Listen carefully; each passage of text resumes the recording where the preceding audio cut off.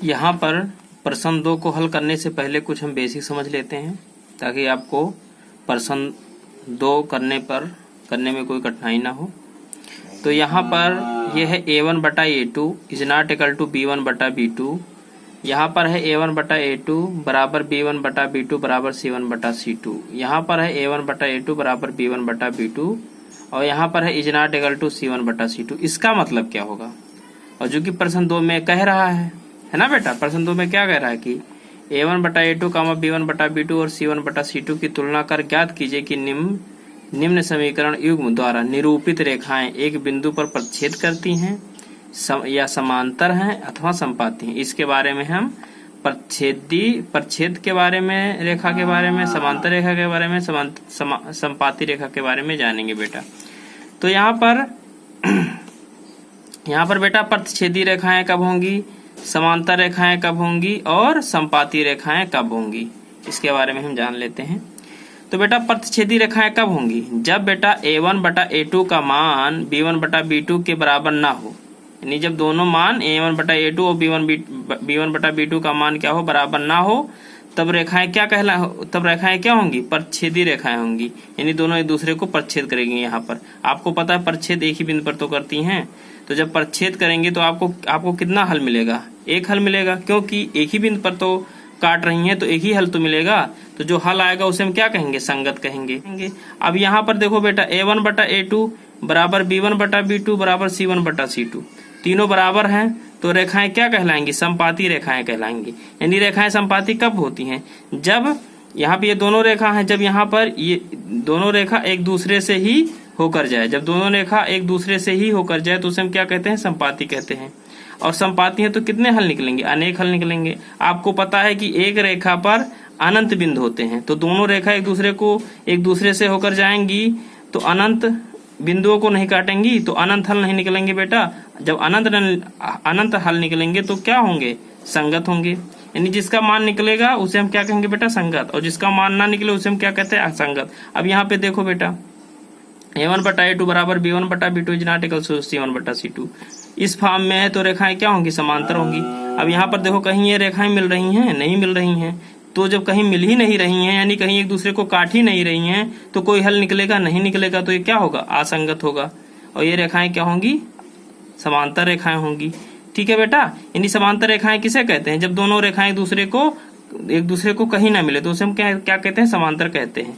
अब जब इस फॉर्म में आ जाएगा, कहीं ऐसा दिख जाए कि a1 बटा a2 बराबर b1 बटा b2 is not equal to c1 बटा c2, तो हमको बस यही माइंड में करना है कि ये रेखाएं क्या होंगी? समांतर होंगी, यानी कहीं नहीं मिलेंगी। यानी रेखाएं क्या होंगी? समांतर होंगी। तो इसका कोई हल नहीं निकलेगा। जब कोई हल निकलेगा नहीं तो उसे हम क्या कहेंगे? असंगत कहेंगे। अब आपको पता है कि किसके बारे में पढ़ रहे हो? दो चर वाले रैखिक समीकरण के बारे में पढ़ रहे हो। तो दो चर वाला रैखिक समीकरण किस रूप का होता है? ax धन b y धन c बराबर 0 के रूप का तो होता है। तो आई होप आप लोगों को तो अच्छे से समझ में आ गया होगा। अब चलते हैं क्वेश्चन पे।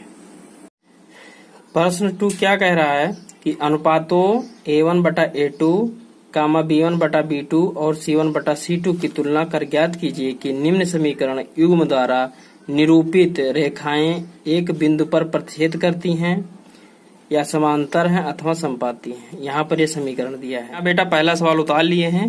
5x माइनस 4y धन 8 बराबर 0, 7x प्लस 6y माइनस 9 बराबर 0। इसको मानते हैं समीकरण फर्स्ट और इसको मानते हैं समीकरण सेकेंड। ठीक है बेटा। अब हम क्या करेंगे बेटा? यहाँ पर लिखेंगे 5x माइनस 4y धन 8 बराबर 0। तो यहाँ हम लिख लिए हैं कि 5x माइनस 4y धन 8 बराबर 0 दो चर वाले रैखिक समीकरण युग्म, यहाँ पर a1x धन b1y धन c1 बराबर 0 से तुलना करने पर।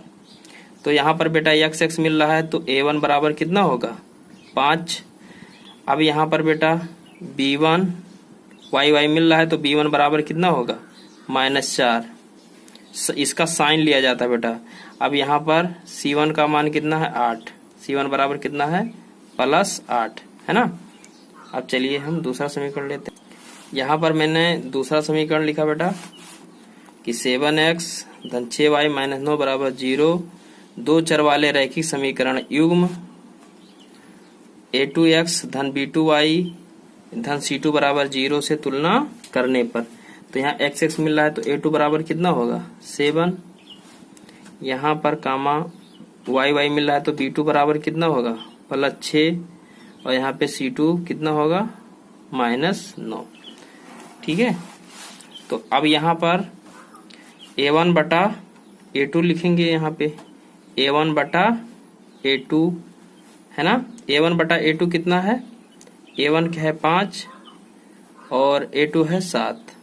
ठीक, अब क्या होगा B1, यहाँ पर B1 और यहाँ पे बटा B2 कितना है, B1 कितना है -4 बटा B2 कितना है 6।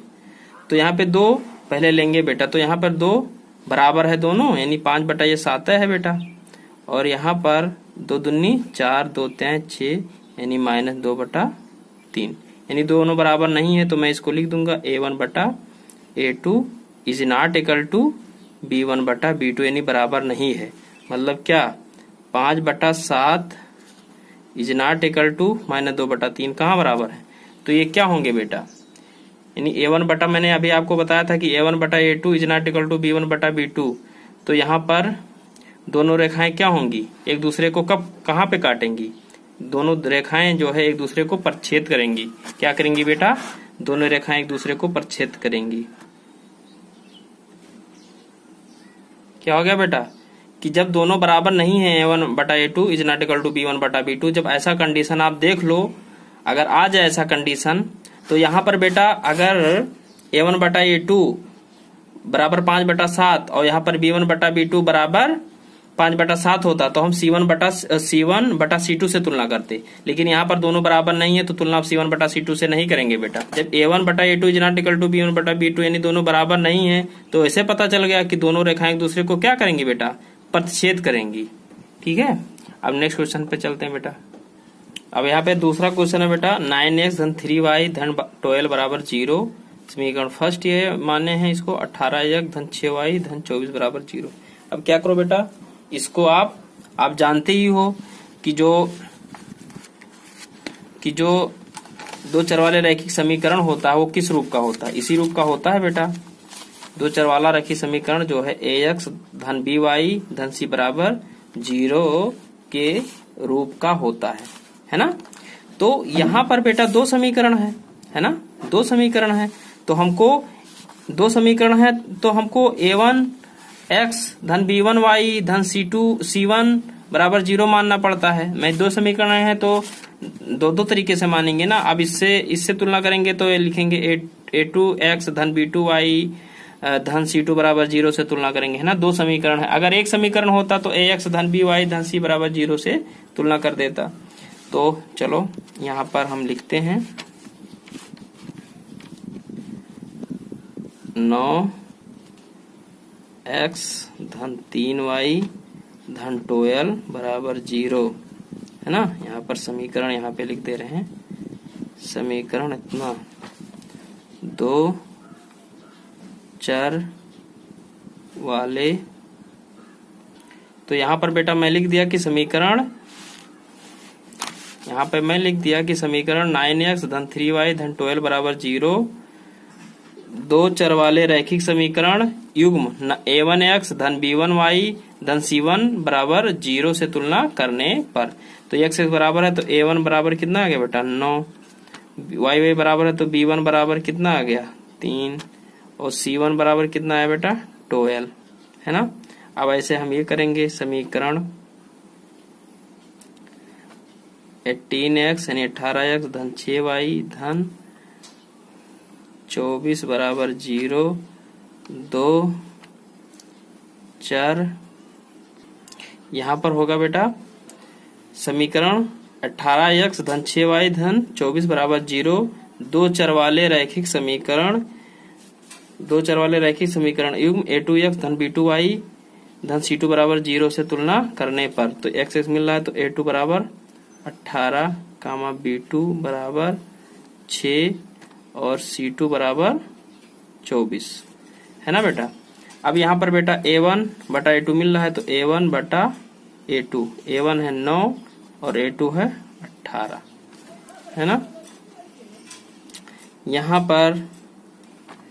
पर देखो बेटा B1 बटा B2, B1 है 3 और B2 है 6, यहाँ पर C1 बटा C2, तो यहाँ पर बेटा C1 है 12 और C2 है 24, तो 9 एकम 9, 9 दूनी 18, यहाँ पर हो गया 1/2, 3 एकम 3, 3 दूनी 6, यहाँ पर हो गया 1/2 और यहाँ पर हो गया 12 एकम 12, 12 दूना 24। तो यहाँ पर A1 बटा A2 भी बराबर 1/2 है, B1 बटा B2 भी 1/2 है, C1 बटा C2 भी 1/2 है। तो ये तीनों बराबर हैं, A1 बटा A2 बराबर B1 बटा B2 बराबर C1 बटा C2, तीनों बराबर आ गए। तो इसका मतलब क्या हो गया बेटा, एक दूसरे को एक ही पर काट रही हैं। संपाती किस कंडीशन में होता है बेटा, संपाती इस कंडीशन में होता है A1 बटा A2 बराबर B1 बटा B2 बराबर C1 बटा C2, इस कंडीशन में होता है संपाती। तो यहाँ पर लिखेंगे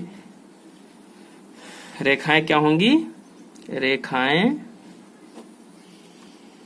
संपाती, रेखाएं संपाती होंगी। रेखाएं क्या होंगी बेटा, संपाती होंगी, यही होगा। तो रेखाएं क्या होंगी, संपाती होंगी, क्योंकि तीनों बराबर हो गए। A1 बटा A2 बराबर B1 बटा B2 बराबर C1 बटा C2। यहाँ पर देख लीजिए कुछ इस तरह का फॉर्मेट है। मैंने समीकरण पहला और दूसरा माना, फिर समीकरण 1 को लेकर दो चर वाले रेखीय समीकरण युग A1x धन B1y धन C1 बराबर 0 से तुलना करने पर। बेटा इसी फॉर्मेट में आप एग्जाम में सवाल लगाना है बेटा, आपको इसी फॉर्मेट में सवाल लगाना है ताकि एग्जामिनर अच्छा मार्क्स दे सके। जब एग्जामिनर को बेटा स्टेप बाय स्टेप समझाओगे उसको सवाल लगा करके इसी तरह, तभी आपको अच्छे से मार्क देगा। यानी आप क्या करते हैं, कुछ लोग ऐसे लिख दिए फिर A1 बटा A2 लिख दिए, तो ऐसे वो भी सही है लेकिन उतना नहीं सही है। एग्जामिनर को अगर आपको खुश करना है, मैथ में अच्छा मार्क्स लाना है, तो आपको ऐसे ही स्टेप बाय स्टेप आपको सवाल लगाना पड़ेगा बेटा, ठीक है। ऐसे ही स्टेप बाय स्टेप आपको सवाल क्या करना पड़ेगा, लगाना पड़ेगा बेटा, ठीक है। यहाँ पर 6x माइनस 3y धन 10 बराबर 0, समीकरण 1 समीकरण 2 मिल गया है। अब हम लिखेंगे समीकरण 6x माइनस 3y धन 10 बराबर 0, दो चर वाले रैखिक समीकरण युग्म A1x धन B1y धन C1 बराबर 0 से तुलना करने पर।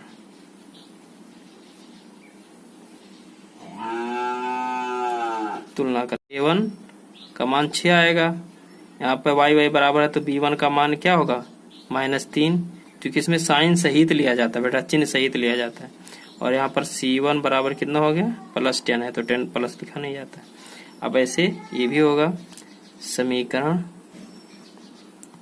2x माइनस वाई धन 9 बराबर 0, दो चर वाले रैखिक समीकरण तुलना करने पर। यानी समीकरण 2x माइनस वाई धन 9 बराबर 0, दो चर वाले रैखिक समीकरण युग्म A2x धन B2y धन C2 बराबर 0 से तुलना करने पर। तो x मिल रहा है, तो A2 बराबर कितना हो जाएगा बेटा 2, कामा B2 बराबर कितना हो जाएगा, यहाँ पे कुछ अंक नहीं है तो इसका मतलब -1 है, तो यहाँ पर -1, और C2 बराबर क्या होगा बेटा 9।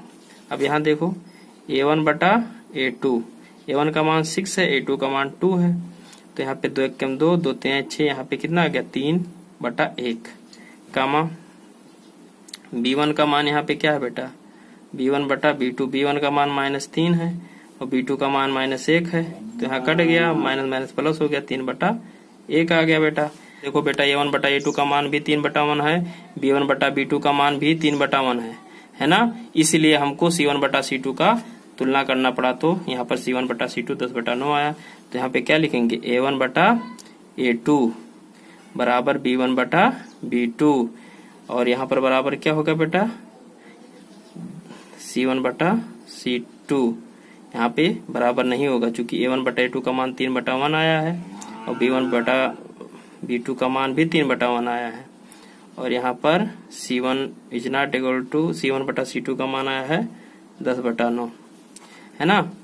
हमको बेटा C1 बटा C2 का तुलना क्यों करना पड़ा, क्योंकि A1 बटा A2 बराबर B1 बटा B2 का मान बराबर आ गया, इसलिए हमको C1 बटा C2 का तुलना करना पड़ा। ठीक है, तो यहाँ पर इस तरह का फॉर्मेट है, तो आपको पता है इस तरह किस में आता है बेटा, A1 बटा A2 बराबर B1 बटा B2 is not equal to C1 बटा C2। तो यहाँ पर क्या होता है, यहाँ पर दोनों रेखाएं कब क्या होंगी, यहाँ पे दोनों रेखाएं बेटा समांतर होंगी। रेखाएं क्या होंगी, समांतर होंगी, है ना। समांतर बेटा रेखाएं कब होती हैं, जब A1 बटा A2 बराबर B1 बटा B2 is not equal to C1 बटा C2। जब इस तरह फॉर्म में आ जाए तो यहाँ पे रेखाएं क्या होंगी बेटा, समांतर होंगी, यानी रेखाएं इस तरह का होंगी बेटा, इस तरह का रेखाएं होंगी, है ना। तो ये रेखाएं कहीं मिल रही हैं, तो नहीं मिल रही हैं बेटा। तो समांतर कब होती हैं, जब दोनों रेखाएं दूसरे को कहीं ना मिले तो उसे हम समांतर रेखा कहते हैं। और संपाती किसे कहते हैं बेटा, जब ये दोनों रेखाएं एक पर आ जाएं, इस पर एक आ जाएं, तो उसे हम क्या कहते हैं, संपाती कहते हैं।